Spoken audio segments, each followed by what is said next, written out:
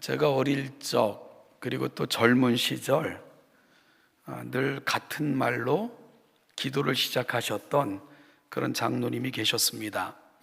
그 장로님의 기도는 늘 이렇게 시작이 됐어요. 사슴이가 시냇물을 찾아 갈급함 같이. 그분에게서 사슴은 늘 사람을 부르는 호칭처럼 그렇게 사용이 되었는데요. 그리고 그 호칭 사슴이가 라는 호칭 속에는 자신을 향한 갈망과 더불어 하나님의 교회가 나아가기를 갈망하는 그 소망을 함께 담고 있었다라는 생각이 듭니다. 조금은 투박하고 정돈되지 않는 기도처럼 여겨지기도 했지만 그럼에도 지금까지 제 가슴에 남아있는 것은 그 간절함이 느껴졌던 기도였다는 생각이 듭니다. 바로 그 장로님의 기도와 시작을 알리는 구절이 바로 오늘 본문 1절입니다. 하나님이여 사슴이 시냇물을 찾기에 갈급함 같이 내 영혼이 주를 찾기에 갈급하니이다. 시인은 자신의 모습을 시냇물을 찾아 헤매는 사슴에 비유하고 있습니다. 그래서 시편 42편을 감싸고 도는 핵심적 키워드는 목마름입니다. 그것도 아주 심각한 갈증을 유발하는 그런 목마름이 전반적 시에는 흐르고 있습니다. 마치 그 갈증으로 시냇물을 찾아 헤매이지만 찾지 못하고 탈진 상태에 이른 듯한 사슴의 모습, 그것이 바로 오늘 본문에서 비춰지는 시인의 모습입니다. 마치 어느 시인의 말을 빌리면 그는 지금 타는 목마름을 경험하고 있는 것이지요. 그러면 오늘 본문에서 시인이 느끼는 이 심각한 목마름, 무엇으로 인함일까요?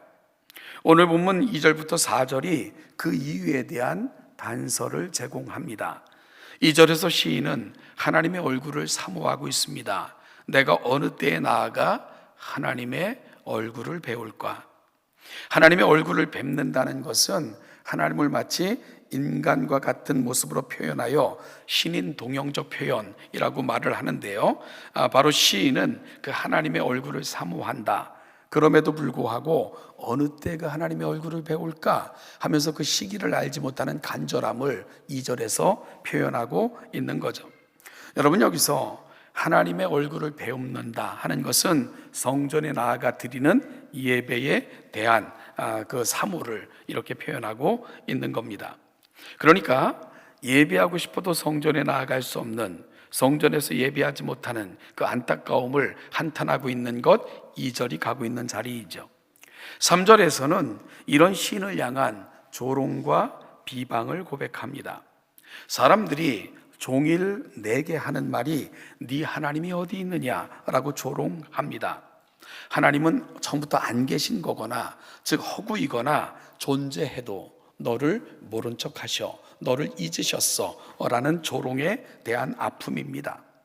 4절은 과거를 기억하면 할수록 밀려오는 그리움과 회환, 그리고 가슴 아픔을 고백하고 있습니다. 여러분, 그러면 시인은 왜 이런 상황에 놓일 수밖에 없었을까요? 많은 학자들은 나름대로 시편 42편을 분석하는 가운데 시편 42편에서 시인이 처한 상황을 해석하곤 했습니다. 특별히 본문 6절부터 10절을 통해 시인이 처했던 상황에 대해 많은 다양한 그런 해석들을 내놓기도 했는데요. 슈미트라는 신학자는 불공정하게 고소당하고 정죄당하는 사람의 기도로서 왜곡된 판결로 이방 땅에 추방된 자가 이 판결을 바로 잡아달라고 드리는 기도이다 라고 42장을 해석하기도 했습니다. 또한 어떤 신학자는 폭포와 바다와 같은 영상은 주로 성경에서 죽음과 관련되어져 있는 이미지이기에 아마도 시인은 심한 중병에 걸려 그 심한 중병 가운데 부르짖듯 올린 기도가 41편일 거다라고 해석하기도 합니다. 그런가 하면 대다수의 많은 주석가들은 시인이 지금 포로로 잡혀가 예루살렘으로 돌아오기를 사모하며 지은 시가 42편이다 라는 해석을 내놓고 있는데요, 제가 보기에는 이 시에 흐르는 전반적인 분위기와 성전을 향한 사모, 그리고 이 시와 원래는 내용적으로나 구성적으로 보나 하나의 시였다라고 인정되어지는 시가 43편입니다. 그런데 42편과 43편이 분리되어진 거다라고 대부분의 학자들이 주장을 하는데요, 이 43편의 내용까지 종합적으로 살펴보면 포로로 끌려간 땅에서 성전을 그리워하며 옛 은혜를 사모하고 장차 성전으로 돌아가 예배하기를 사모하는 그 시인이 지은 시가 42편, 43편이다 라고 보는 것이 조금 더 정확하지 않을까 생각이 듭니다. 그러면 포로로 끌려간 땅에서의 시인의 삶은 어떠했을까요? 시인의 고백이 담겨 있는 시편 42편을 통해 살펴보면 그는 지금 성전에서 멀리 떠나 있으므로 예배의 단절로 인한 마치 물가를 찾지 못하고 배회하는 사슴과 같은 영적 목마름, 심한 갈증을 경험하고 있는 상황입니다. 또한 포로로 끌려온 그들을 보면서 그 땅 사람들이 비웃고 조롱하고 멸시합니다. 하나님이 계신가? 하나님이 계시다면 너희 신이 너희들을 이렇게 포로로 보낼 리가 있어? 너희들에 대해서 이렇게 무관심할 수 있을까? 그 조롱과 비방을 당하는 상황 가운데 놓여져 있습니다. 또한 기약 없이 흐르는 시간 속에서 시인은 절망하고 낙담하고 멈추지 않는 눈물로 인하여 슬픔을 안고 살아가고 있고요, 또한 이 시를 기록할 당시 그의 마음은 낙담하고 좌절에 처해 있기도 하는 그 반복되는 복잡한 상황을 경험하고 있었던 것, 시인이 이 시를 지을 때 그의 형편이었습니다. 자신이 자신의 상태를 진단하고 있는 것 같은 그러한 심정이 계속 이 시에는 되풀이되고 있는데요, 5절 그리고 11절, 시편 43편 5절에서 시인은 똑같은 말을 되풀이합니다. 그 말이 뭡니까? 내 영혼아, 내가 어찌하여 낙심하며 어찌하여 내 속에서 불안해하는가? 너는 하나님께 소망을 두라. 그가 나타나 도우심으로 말미암아 내가 여전히 찬송하리로다. 5절 그리고 11절, 43편 5절에서 이 같은 구절이 계속 되풀이되고 있는 것, 그의 마음의 상태와 상황이 어떠했는가 하는 것을 보여주고 있는 거죠. 초대 교부 중에 아다나시우스 또 아타나시우스라고도 불리는 사람이 있는데요, 그가 시편을 묵상하다가 이런 말을 했습니다. 한번 같이 읽어볼까요? 대부분의 성경은 우리에게 말씀하지만 시편은 우리를 위해 말씀하신다. 참 귀한 구절이에요. 다시 한번 읽어볼까요?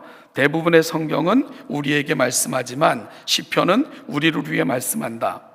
저는 이 아타나시우스가 마르셀리노스라는 분에게 보낸 편지 중에 이런 글귀가 있다라고 전해지고 있는데요, 이게 무슨 말일까 좀 이게 묵상을 해봤어요. 그러다가 이 아타나시우스가 시편을 가리켜 영혼의 거울이라고 부르면서 시편을 통해 인간은 자신의 감정, 즉 슬픔, 기쁨, 분노, 감사를 하나님께 직접 표현할 수 있다 라고 덧붙인 말을 듣고는 이런 생각을 해봤습니다. 그렇구나. 시편은 우리가 살면서 가슴에 담고 살 수밖에 없는 이 이야기를 마치 대신해서 하나님께 들려주고 있는 거구나, 이런 생각이 들었어요. 그러니까 여러분, 대부분의 성경은 하나님께서 우리에게 말씀하시는 측면이 있다면 시편은 우리가 하나님께 말씀하는 거예요. 계속해서 우리의 사정을, 우리의 형편을, 내 마음이 어떻습니다? 내 상황이 어떻습니다? 하나님, 내가 어떻게 살아요? 하는 걸 계속 이야기하는 거예요. 그래서 시편을 읽고 있으면 감동이 있는 거예요. 내 이야기 같거든요. 나의 절망, 나의 한탄, 나의 근심, 그런가 하면 또 내 기쁨, 이런 것들이 올라가는 것, 그게 바로 시편이 보여주고 있는 그래서 시편은 마치 대부분의 성경이 하나님이 우리에게 말씀하시는 것 같다면, 시편은 우리가 하나님께 말씀드리는 것 같이 우리를 위해 말하고 있는 것 같은 그런 느낌을 받고 감동을 받는 겁니다. 그래서 아타나시우스는 대부분의 성경은 우리에게 말씀하지만 시편은 우리를 위해 말씀한다 라고 고백을 할 수 있었던 거죠. 특별히 시편 42편을 보면서 어떤 신학자는 가시나무새의 울음소리 같다 라고 표현하기도 했어요. 가시나무가 주는 아픔 가운데서도 그곳을 떠나지 않으며 그곳에 보금자리를 틀고 아름답게 노래하는 듯한 저 절규에 가까운 노래가 시편 42편 전반전에 흐르고 있는 것 같다라는 고백을 하기도 했습니다. 여러분, 그렇다면 절망 중에 부르는 듯한 노래처럼 들리는 시편 42편이 오늘을 살아가는 저와 여러분들에게 던져주는 교훈은 뭘까? 특히 영적으로 지치고 상한 모습으로 살고 있다면 이 깊은 영적 침체를 우리는 어떻게 극복할 수 있을까? 시인은 이 절망적인 상황을 어떻게 극복하고 있는가 하는 것이 궁금해집니다. 여러분, 신학자 중에 또 목사님 중에 마틴 로이드 존스라는 목사님의 이 말을 오늘 좀 묵상하고 싶은데요, 그는 영적으로 우리가 침체하는 이유에 대해서 이렇게 말을 하고 있어요. 같이 읽어볼까요? 우리가 영적으로 침체하는 이유는 자아에게 말하는 대신 자아의 말을 듣는 데 있다. 이 되게 심오한 말이, 다시 한번 읽어볼까요? 시작. 우리가 영적으로 침체하는 이유는 자아에게 말하는 대신 자아의 말을 듣는 데 있다 라고 이야기를 했어요. 자아가 뭡니까? 이 성경적 정의를 보면 에고, 나 자신이라는 뜻인데요, 생각, 감정 등을 통해 외부와 접촉하는 행동의 주체로서의 나 자신, 이걸 자아라고 이야기를 해요. 그러니까 자기 자신에 대한 의식이나 관념 정도로 자아를 표현할 수 있는 거죠. 어찌 보면 우리 안에 우리의 삶을 좌지우지하는 게 아마 자아일 것이다, 이렇게 표현하고 있는 거죠. 그러면 로이드 존즈의 우리가 영적으로 침체하는 이유는 자아에게 말하는 대신 자아의 말을 듣는 데 있다 라는 이 말은 굉장히 심각한 도전으로 다가올 수밖에 없어요. 여러분, 여기서 자아와 자아에게 말하기 그리고 자아의 말을 듣기의 차이를 로이드 존즈 목사는 이렇게 설명을 하거든요. 먼저 자아의 말을 듣는다는 것은 아침에 눈을 떴을 때에 우리 마음 속에서 자동적으로 떠오르는 생각들, 걱정, 불안, 후회, 두려움, 자기 비하, 이웃 원망 등 이걸 수동적으로 듣는 그런 상태를 자아의 말을 듣는다라고 로이드 존즈 목사는 정의하고 있습니다. 여러분, 이때 우리는 우리 내면의 자아의 목소리에 휘둘리면 그것이 우리의 감정과 영적 상태를 지배하게 된다는 거예요. 그러니까 우리 자아가 끊임없이 우리에게 상황에 대해서 비관적이고 또 후회하게 만들고 걱정하게 만들고 두려워하게 만들고 자기를 피하게 만드는 그 내면의 소리가 계속 우리를 지배하면 우리의 삶은 그 자아의 목소리에 휘둘릴 수밖에 없다, 이렇게 정의를 하는 거죠. 반면에 자아에게 말한다는 것은 그런 부정적인 생각에 휘둘리지 않고 의식적으로 진리를 내 마음속에 말해주는 것을 의미한다 라고 로이드 존즈 목사는 정의하고 있습니다. 예를 들면 오늘 시편 기자가 그렇게 하고 있는 거예요. 불안이 엄습해요. 걱정이, 낙심이, 낭망이, 좌절이 그의 영혼을 휩쌉니다. 여러분, 그럴 때 이 소리에 귀를 기울이고 그것 때문에 좌절하고 걱정하고 불안해하고 근심하고 넘어지는 게 아니에요. 그럴 때 자기 자아에게, 자기 영혼에게 시인은 이렇게 말하고 있는 거예요. 내 영혼아, 내 영혼아, 네가 어찌하여 낙심하니? 네가 어찌하여 근심하니? 너는 하나님을 바라라, 하나님을 바라라. 그렇게 계속 얘기를 하는 것입니다. 여러분, 그렇게 자기 자아에게 말을 하는 거, 즉 하나님의 말씀과 진리로 내 마음을 설득하는 거, 이거 바로 자아에게 말하는 거다라고 로이드 존즈 목사는 정의하고 있다는 거죠. 여러분, 결론적으로 로이드 존즈 목사는 이처럼 자기 자신에게 설교하라, 이렇게 권면을 해요. 네 내면의 소리, 부정적이고 그런가 하면 인간의 그 타락한 본성으로 말미암아 끊임없이 솟아나오는 네 자아에 휘둘리는 자가 아니라 자아에게 계속해서 설교하라는 거예요. 그리고 자아에게 계속해서 말을 하라는 거예요. 하나님의 말씀과 하나님의 은혜로 계속해서 들려줘라 라고 권면하고 있는 거예요. 마치 시인이 근심과 걱정이 닥쳐올 때 거기에 휘둘려서 자기 삶을 허비하는 게 아니라 계속 말을 하는 거예요. 내 영혼아, 내 영혼아, 네가 어찌하여 근심하니? 내 영혼아, 내 영혼아, 네가 어찌하여 근심하니? 하나님을 바라라. 지금도 도우시고 여전히 일하실 그 하나님을 바라보라 라고 끊임없이 말해주라. 네 자신에게 설교하라 라고 로이드 존 목사님은 말씀하고 있는 거죠. 여러분, 오늘 시인이 그것을 하고 있는 겁니다. 모든 것이 절망적인 상황, 예배의 중지, 영적 단절, 꿈꾸기조차 힘든 불확실한 미래. 그러자 자아는 낙심하며 불안해하며 이렇게 말해요. 자아는 이렇게 말했을 거예요. 끝났어. 절망이야.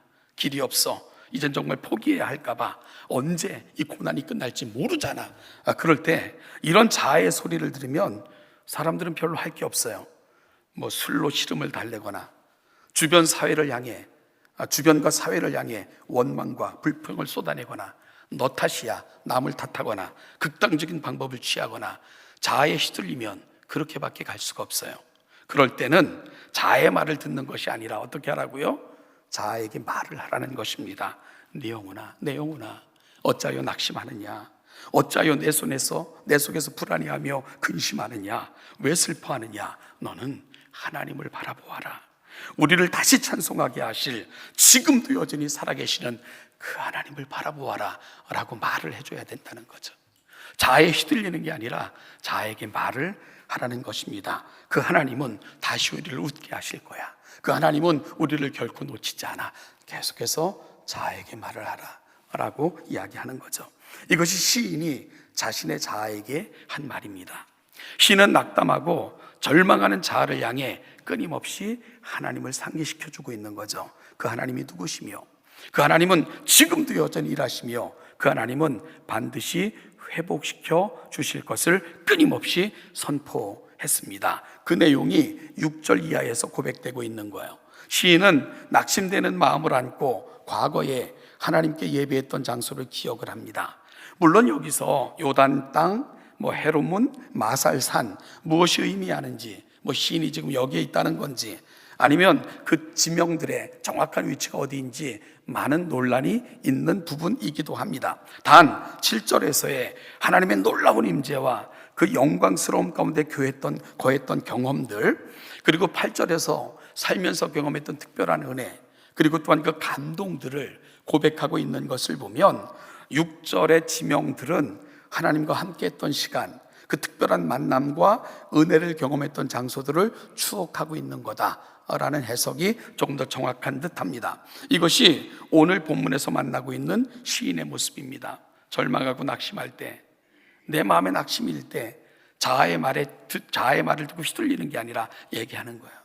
야, 왜 불안해하니? 왜 낙심해하니? 하나님을 바라라. 그 하나님을 바라보아라. 그러면서 끊임없이 자아에게 하나님과 함께했던 시간들, 하나님과 함께했던 장소들, 그때 받았던 특별한 은혜, 그때 주셨던 특별한 위로, 이런 것들을 계속해서 가슴에 넣어주는 것입니다. 그럴 때 6절의 고백이 나오는 거예요. 그럴 때 6절에서 내 하나님이여, 내 영혼이 내 속에서 낙심이 되므로 내가 요단 땅과 헤르몬과 마살산에서 주를 기억하나이다.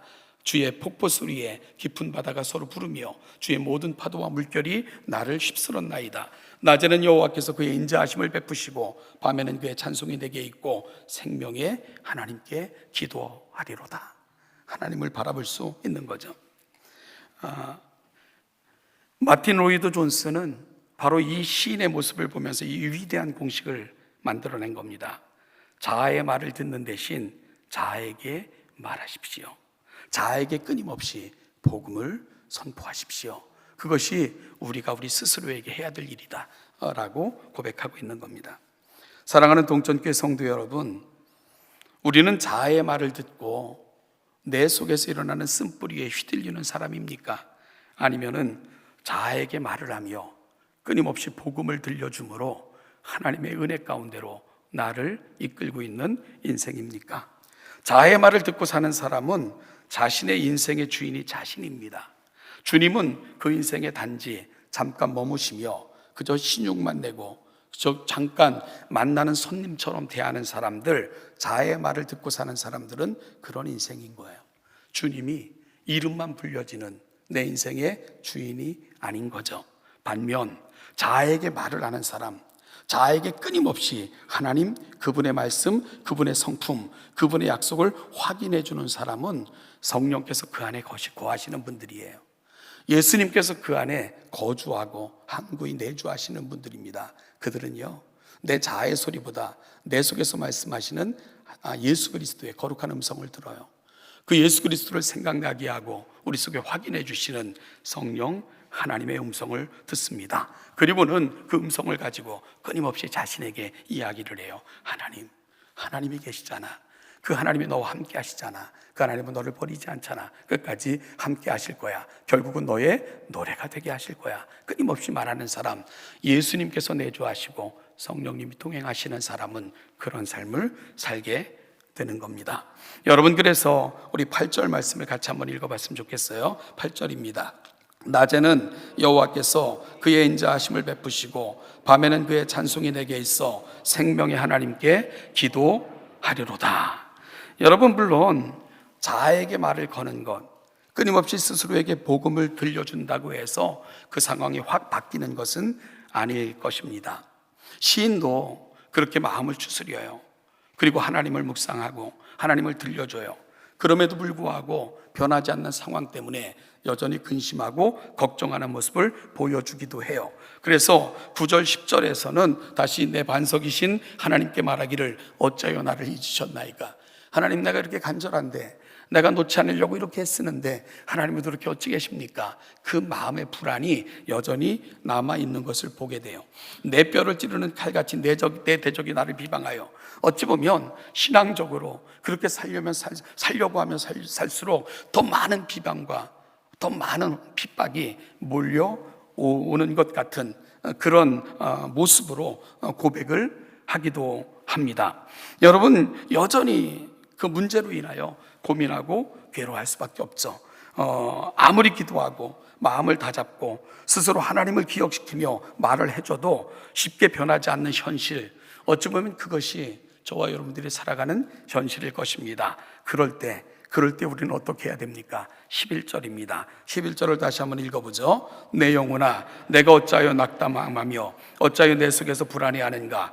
너는 하나님께 소망을 두라. 나는 그가 나타나 도우심으로 말미암아 내 하나님을 여전히 찬송하리로다. 그때는 어떻게 해야 됩니까? 다시 말해야 돼요. 다시 들려주십시오. 포기하지 마십시오. 다시 자신을 하나님 앞에 세우십시오. 여러분, 그러면서 시인이 했던 게 있어요. 그게 사실은 시편 43편입니다. 기도하는 거예요. 기도. 우리는 그의 기도를 들을 수 있는데요, 시편 43편 1절부터 4절을 우리 화면을 통해 같이 읽어보죠. 하나님이여, 나를 판단하시되 경건하지 아니한 나라에 대하여 내 송사를 변호하시며 간사하고 불의한 자에게서 나를 건지소서. 주는 나의 힘이 되신 하나님이시거늘 어찌하여 나를 버리셨나이까? 내가 어찌하여 원수의 억압으로 말미암아 슬프게 다니나이까? 주의 빛과 주의 진리를 보내시어 나를 인도하시고 주의 거룩한 산과 주께서 계시는 곳에 이르게 하소서. 그런즉 내가 하나님의 제단에 나아가 나의 큰 기쁨에 하나님께 이르리이다. 하나님이여, 나의 하나님이여, 내가 수금으로 주를 찬양하리이다. 여러분, 끊임없이 내 속에서 말을 하고 확인해도 계속해서 밀려오는 불안이 있어요. 답답함이 있어요. 그럴 때 우리가 해야 되는 것, 시인은 그 마음을 갖고 하나님께 나아가 또한 기도하고 있는 것, 바로 시편 43편을 통해 확인할 수 있게 됩니다. 그리고 상황과 형편을 주께 아뢰고는 또다시 시인은 자아에게 이렇게 선포하는 거예요. 시편 43편 5절입니다. 같이 읽죠. 내 영혼아, 내가 어찌하여 낙심하며 어찌하여 내 속에서 불안해하는가? 너는 하나님께 소망을 두라. 그가 나타나 도우심으로 말미암아 내 하나님을 여전히 찬송하리로다. 인생을 살면서 절망의 깊은 밤을 지날 때가 있을 것입니다. 지금도 지나고 계신 많은 분들이 계실 것이고요. 여러분, 그럴 때 인간의 타락한 본성은 끊임없이 우리에게 이렇게 요구해요. 안 되잖아. 끝났잖아.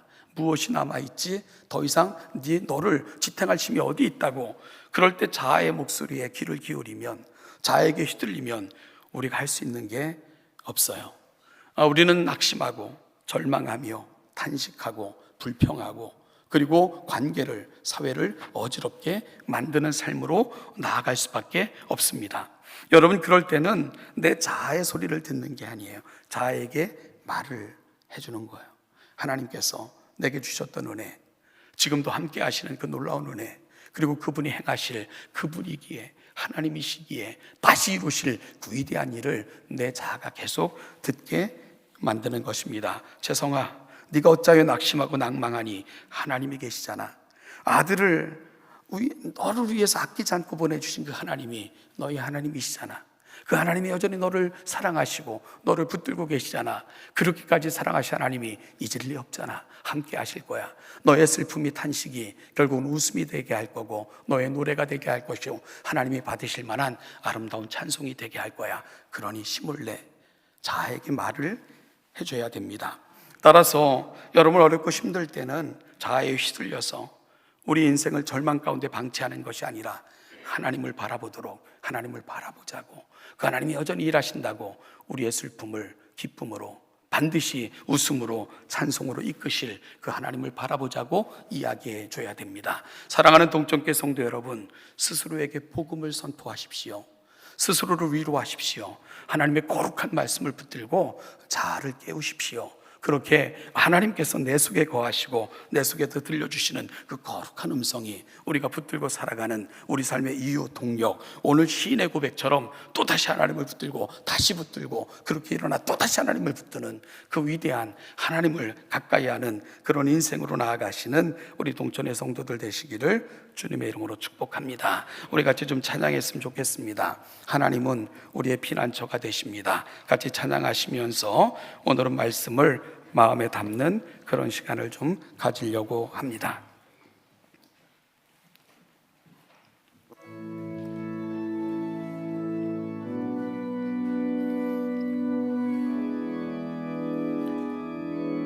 하나님은 우리의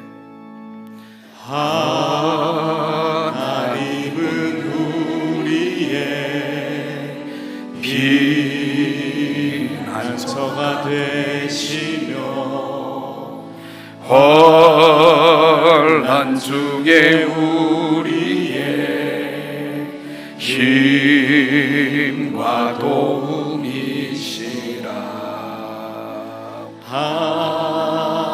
하나님은 우리의 피난처가 되시며 환난 중에 우리의 힘과 너희는 가만히 있어 주가 하나님 되심을 볼지어다. 너희는 가만히 있어 주가 하나님 됨할지어다. 열방과 세계 가운데 주가 높임을 다시 한번 고백합니다. 너희는 가만히 있어. 너희는 가만히 있어 주가 하나님 됨할지어다. 열방과 세계 가운데 주가 높임을 사랑합니다. 사랑합니다. 내 아버지 사랑합니다. 내 아버지 찬양합니다. 내 온 맘 다하여 선포합니다. 예수 그리스도 주님 오심을 다시 한번 고백합니다. 사랑합니다. 사랑합니다. 내 아버지 사랑합니다. 내 아버지 찬양합니다. 내 온 맘 다하여 선포합니다. 예수 그리스도 주님 오심을 기다리며 우리 한번 같이 잠깐 기도했으면 좋겠습니다.